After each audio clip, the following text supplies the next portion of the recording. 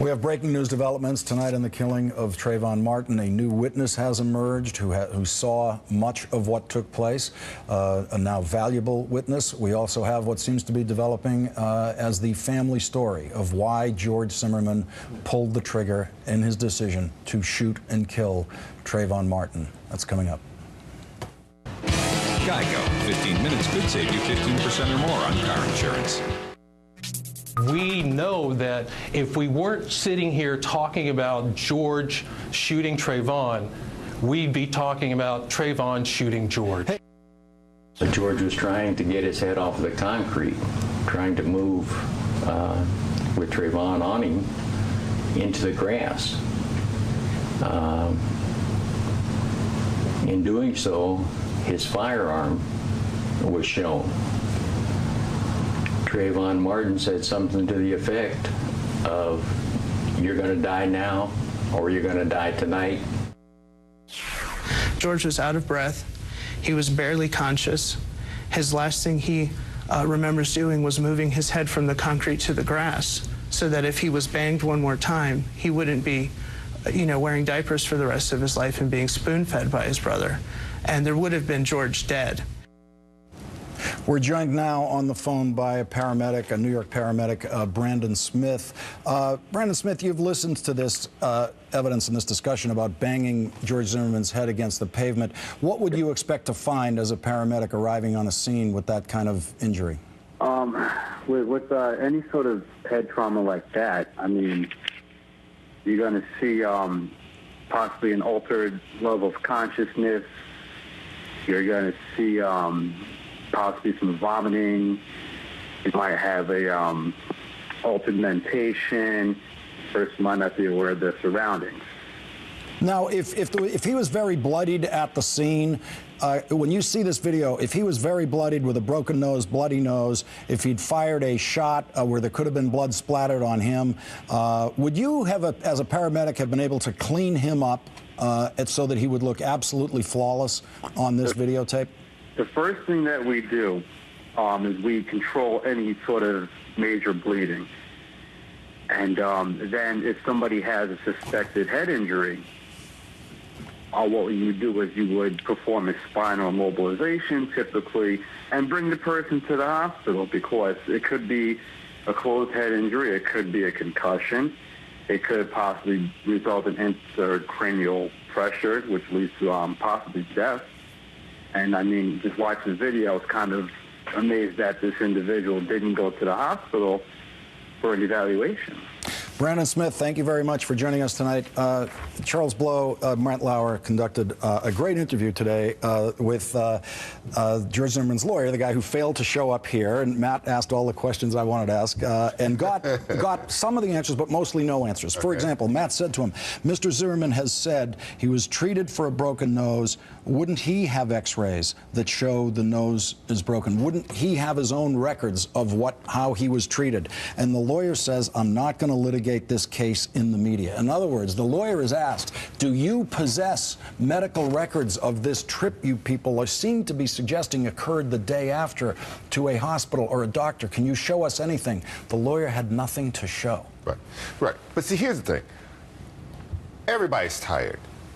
Get this guy charged, get this guy into a courtroom so that we can subpoena all the records. If you have a broken nose, that broken nose will show up 2 years from now. If all that sort of thing, you'll find out. If they took pictures, if he has lacerations, we would know that. If there is grass stains on, which we don't see, unless they have a giant Tide stain stick in the back of that cruiser to get rid of all that grass stain, we should see it.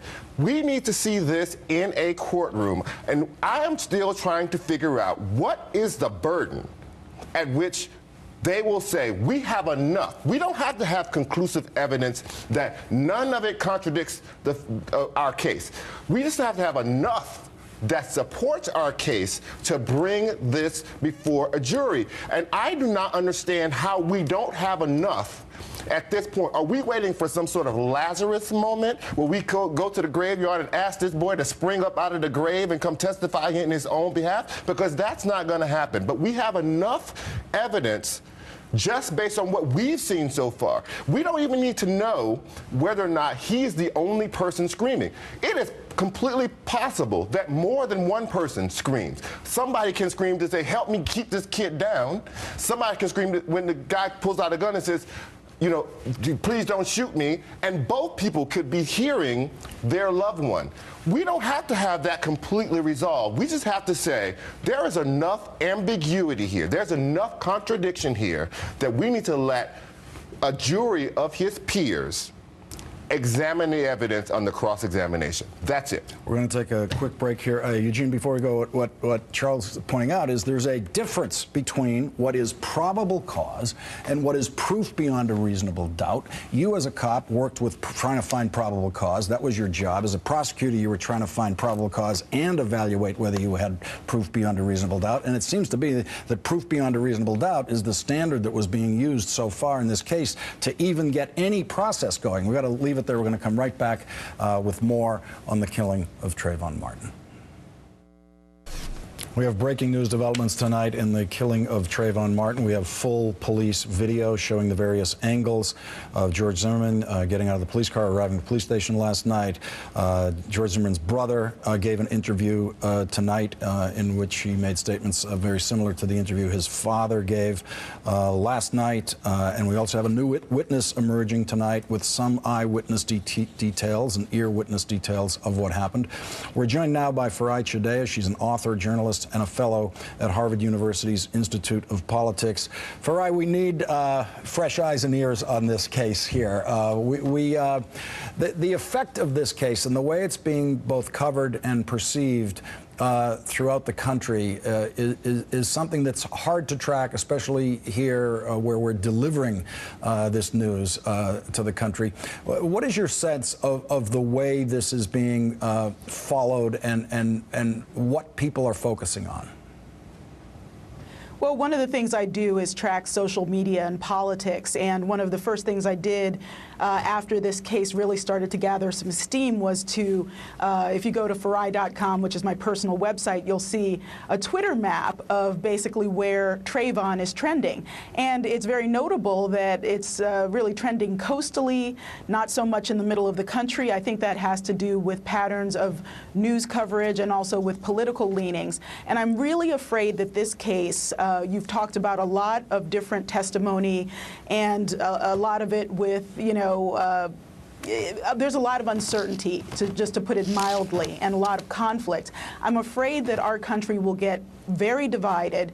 The politics have come up. George Zimmerman's father referenced the president. The president is someone who, when he was elected, people made a run on assault weapons, assuming that he would change gun laws. So I think that the last person who could make a really strong statement in some ways is the president. So I'm looking at it from political angles, social media angles, and also this should be, in the end, not just about justice for Trayvon and a question of prosecution of Zimmerman. It should be about the gun laws that exist in 20 states that are putting people's lives in danger. Jonathan Capehart, I hate making judgments about George Zimmerman's father, you know, or his brother in a situation like this. But there are things that happen in these cases, and you watch people come forward and you give their statements, and you have to make a judgment about it. This line he spoke, "I never foresaw so much hate coming from the president." Mm-hmm. It won't surprise you that he's a registered Republican. There was an ease in the way he made that statement and the way it flowed. I'm not suggesting that registered Republicans think that, but what happens? What happens in our politics when someone in that situation throws that bomb at the president? Well, one, I don't know, and if you know, please tell me whether he just threw that out there voluntarily, or if that was in response. Absolutely. Or if that was in he response was asked to a how he question. feels. Well, then, how do you feel? How's it going in the family? I don't feel good. I guess people would rather my son be beaten to death. I never foresaw so much hate coming from the president, the Congressional Black Caucus, the NAACP. Every organization imaginable is trying to gain notoriety and profit from this. That then. How do you feel? Well, then that fits in with what seems to be this strategy on on the part of the Zimmermans, let's just put them all in there, the brother, the father, George Zimmerman through the police, of deflecting.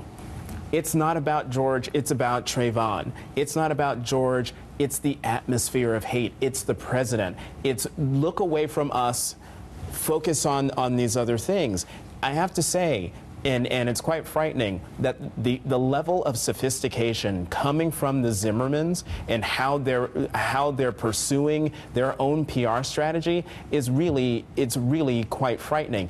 In the face of now video evidence, in the face of interviews done on this show and other shows that has people looking at the television, reading the stories and thinking, this doesn't make sense. How can these people still say this? And I think maybe, Charles, you made this point at the beginning of the show. These folks are laying the groundwork for whatever prosecution comes, if it comes, down the road. They're making these very systematic statements, programmed statements, a script even, that down the road they think could help them. Could I just say it's important for law enforcement to stay out of the issue of partisan politics. It's important that nobody picks sides here. There's no side to pick here. What needs to happen here is justice. That everybody is served by justice, and it's not a zero-sum game. Getting justice for the Martin family does not come at the expense of getting justice for any other person in America. So law enforcement has to stay focused and understand that it's about justice. And it's important to note, no professional in this case tried to drag the president into this case. A father who's in all sorts of trouble and emotional trouble did that. For Right Today, I'm very sorry we didn't have more time for you. We got to wrap it up here. Charles Blow, Jonathan Capehart, Eugene O'Donnell, thank you all very much for joining me tonight. We're going to continue this conversation of the case after this show with the panel. We're going to keep them here to talk about it. We will post that segment on our blog, thelastword.msnbc.com later.